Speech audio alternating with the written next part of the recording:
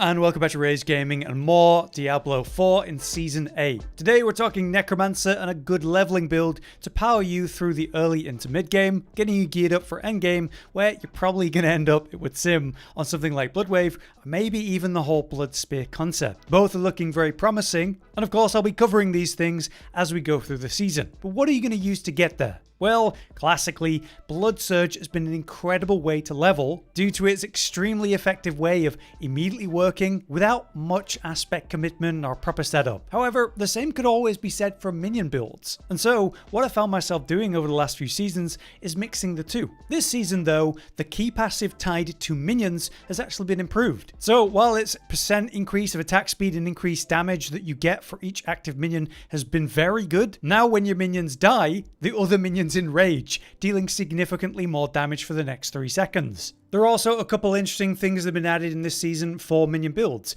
like the aspect of service and sacrifice. Skeletal warriors start to explode on death with that aspect. Skeletal mages take less damage and deal a lot more. Meanwhile, the new unique, the two-handed sword, the Blade of Zir, its unique power means your summons actually inflict vampiric curse, which also counts as a proper curse with your curse benefits now. But between your minions' damage generating vampiric curse and also consuming the corpses doing that, it stacks up to 20 souls, and then that's unleashed with the Army of the Dead, increasing the damage per soul unleashed. It seems pretty fun and effective, one that could be very fun to use while you can. So for a pile of reasons, I just want to engage with the minion leveling build this time. And so here's my plan to level really effectively in Season 8. So let's kick off this build by highlighting the new and interesting boss powers. These are going to be important because you're going to want to get these active and going even early game. Some of them aren't going to be accessible though until a world boss is alive or you reach torment and the layer bosses. But a lot of these we can actually get for our leveling process,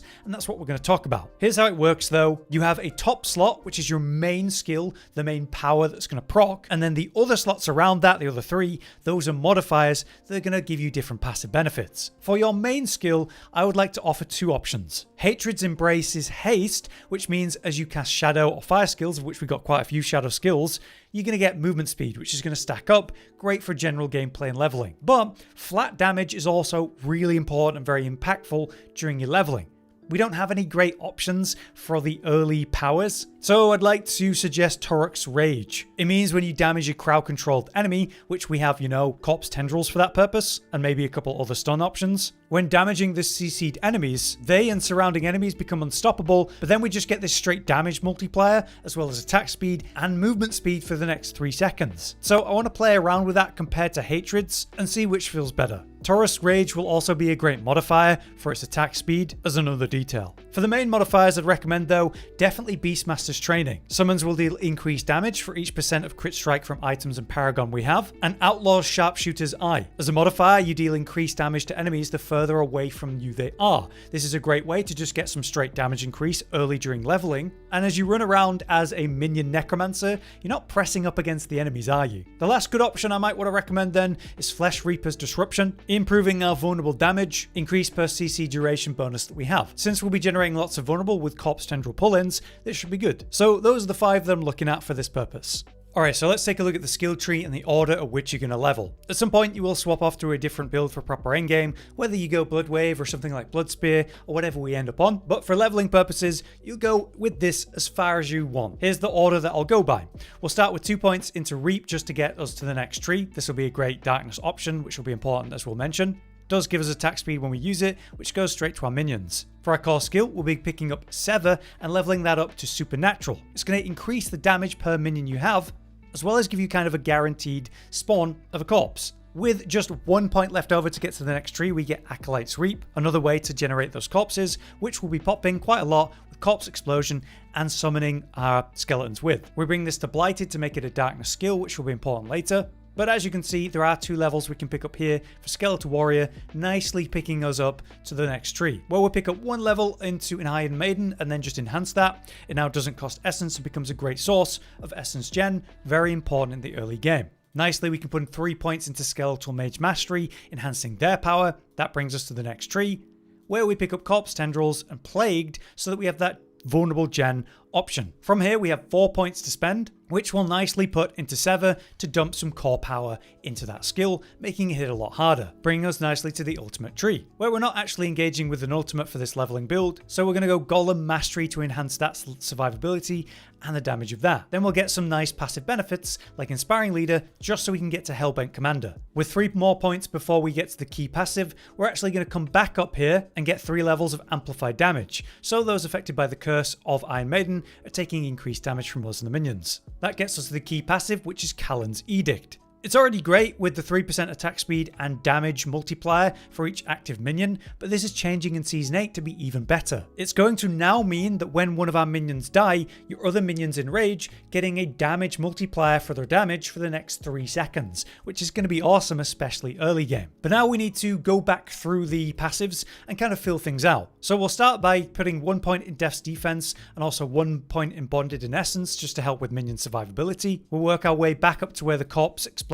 tree is, so we can 3 out of 3 fuel by death, and 1 point into Grim Harvest, which should help with our essence issues. We can also fill out skill to Warrior Mastery at last, and at this point, maybe it's time to swap over to Decrepify since your essence problems shouldn't be so bad. So we'll take out Iron Maiden, go Decrepify, enhance that, and go Horrid in this case, meaning you have this 10% life execute on targets that aren't bosses. Even your minions can cause the execute, so it's going to be very good. And next we're just going to get some utility and benefits from all the different passives. Like for example, Reaper's Pursuit. For each darkness skill on the bar, we get movement speed and more damage, which will really help. We can pick up more movement speed with Death's Approach, again further helping Necromancer's slow nature. The all-important Death's Embrace for close damage increase and DR. And then it's just filling out the gaps really. Like for example, filling up Inspiring Leader and Death's Defense, and generating some Fortify with Necrotic Carapace and then also Necrotic Fortitude, helping us generate benefits from Titan's Fall. And we're going to get some armor from Spiked Armor, which will also go towards our minions. With just 4 points left, we're going to pick up Hued Flesh just for the chance to generate corpses. And with 1 final point that could go really anywhere and not do a lot, I'm going to put it into Crippling Darkness, so our darkness skills have that chance to stun, which will be nice. And so yeah, that's the skill tree in the order that I'm going to do it for this minion leveling build in Season 8. Next up, we have the Book of the Dead and what you're going to be running for your minions. For your warriors, I think the early pickup of Skirmisher Upgrade 1 is a no-brainer. You can increase the amount of Skirmisher warriors you have, and we're going to be getting aspects that are going to lean into that, hopefully, during our leveling process. Though, if you are having issues and they're dying a lot, Defenders are going to be a lot more survivable, and the Upgrade 2 is going to greatly reduce the damage they take, making them very hard to kill, so another option if they're dying a lot. For your mages, I'm going Cold and Upgrade 1. Each time you Cold Mages damage an enemy, it's going to generate you Essence. In the early game, Essence problems are going to be a thing, so it could really help for that. If at some point you feel that your essence problems are not an issue though, then go for Upgrade 1 with Shadow, just increasing your damage by a multiplier for each Shadow Mage. Lastly, for the Golem, we're going Blood and Upgrade 2. The Blood is going to be very tanky, but with Upgrade 2, it's going to become even more tanky, healing us and itself, and while healthy, taking reduced damage and massively increasing its own. Awesome. And you won't even have to think about it. Right, let's now talk about gear and aspects to aim for. There are a couple that you're going to go out and actually get right, but you might just be finding them as you go. So as usual, you have to be pretty flexible. As we're going through this leveling process, you will be changing your main hand, probably your offhand, depending on two-hand or not, whether you got focus or whatever, a lot. So I can't really recommend anything on these slots. But when it comes to your amulet, that's the most important slot, because it's one you're going to be able to slap on and actually use your codex to put something useful on early, and probably have for quite a while. So as the most important aspect to consider, I'd recommend Reanimation. Your minions gain straight up damage increase as a multiplier as well if they're alive for 10 seconds or longer, which you will probably have all the time. So that's just going to be a very easy way to greatly increase the minion DPS, which is, you know, a big part of our DPS. The alternative and other option of that would be Frenzied Dead. Each time your minions damage an enemy, they gain attack speed. This is awesome. But I think the raw damage is going to be better for your amulet. So maybe this will go on your glove or a ring. There's also that absolutely classic option, Grasping Veins, which is going to give us some early crit strike chance and damage to those affected by corpse tendrils, which we'll be spamming pretty much on cooldown. So again, a ring or glove slot. One aspect that I think is a no-brainer that doesn't actually go on the glove or ring slots, but maybe like a chest or helm or boots, is a cult dominion. This is going to increase the warriors and mages count overall, which is going to be a massive improvement to your experience. So you want this on a piece of gear as soon as possible, as well as that reanimation on your amulet. Otherwise, it's your usual benefits, like the classic for all Necromancer builds, hardened bones, just straight up damage reduction. But if you find it, disobedience can be useful, just like juggernauts, although there is that downside with juggernauts aspect, meaning it gives your evade a longer cooldown, but just giving you straight up armor is really nice, especially early. There is also a nice one that you can slap onto your pieces, a photic here. It means when you use your skeletal priest, your warriors now deal shadow damage, which is neat, but also have this chance to stun, which can be very handy, and could lead into the boss powers too, like we mentioned. So, you pick up whatever you can, but to remind you, the aspect of reanimation is one that you're going to go out of your way to get. You can pick it up from a dungeon and put it on an amulet early. And the other high priority is a cult dominion, because it's going to increase your skeletal count, which is obviously very important. The next topic is going to be runes, of which you're going to be finding while you're playing kind of at random. So I can't really tell you, oh yeah, just find these really rare ones and put them on. You just find whatever's relevant and use it when there's slots available. On that note, things that would be good would be something like Gar, which is just going to give you straight up crit strike chance, which is going to be more impactful early especially. There's also Qua here, which gives you movement speed, obviously great for leveling, and Ser, which just gives you these occasional Spirit Wolf companions to help your minion DPS for a bit. A bit rarer than that would be something like Thul, a Frost Nova skill, generating freeze and vulnerable, pretty handy. And there's also Ohm, which I'm not sure you could even get early, which just gives you straight up damage increase for 6 seconds when it's procced, so that would be pretty awesome. But naturally, you just use anything that can be relevant, but those are the ones that I'd be looking for most. In regards to gems, I'd just be stacking intelligence if I have the slots and any gems for that early. On the topic of Mercenaries, I always like Rahir early game because he provides a lot of damage reduction and survivable benefits. He'll heal us a little bit and protect us with the ground slam. We can get resistance to all elements from him. We've got Bastion, which is a bubble of damage reduction. And while we're in that, we can also stand in it and get extra damage too. On the other hand, I like the reinforcement as Vayanya for the classic Bloodthirst, just giving us some attack speed, which will help the DPS of the minions as well. So not too complicated, I'd say. On the quick topic of early Paragon boards, of which you'll probably be swapping off by the time you even have what I show you here, here's just a starting layout for you.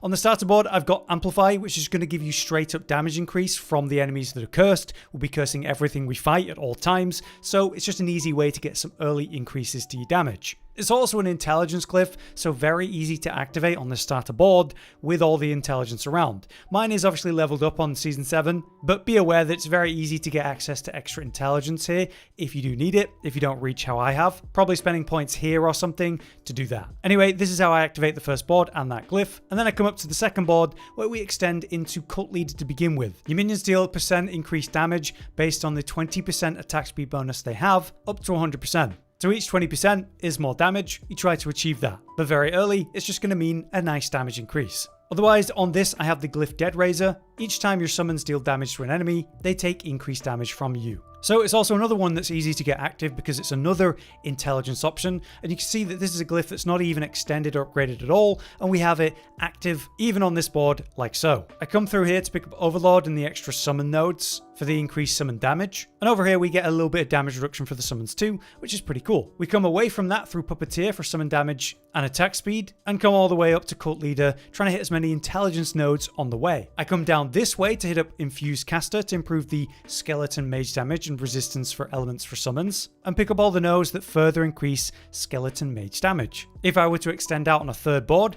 I could very easily come over this way, as well as this way, in minimal point spending. But again, I probably swap to the main build, which is probably going to be Bloodwave by the time that I'm getting close to that. But yeah, that about covers it for our minion leveling build into Season 8. With all the changes, they're obviously pushing minion builds quite a bit, but it just doesn't seem like they're going to compete in the true endgame with how so strong Bloodwave still looks, and that cool potential of Blood Spear, which might be relevant. Lots to test and talk about though. I'll be back for more updated builds and my own journey through the season if you want to follow along. Until then, I'll see you in Season 8, and hopefully it's another good season for Necromancer. For now though, I've been Hollow, you've been you, thanks for watching, and we'll see you next time.